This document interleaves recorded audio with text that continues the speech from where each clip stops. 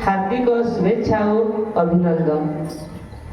वर्तमान मु आम विद्यालय दशम श्रेणी भौणी मान को आग्रह रखुची स्वागत संगीत को आगे नेबे।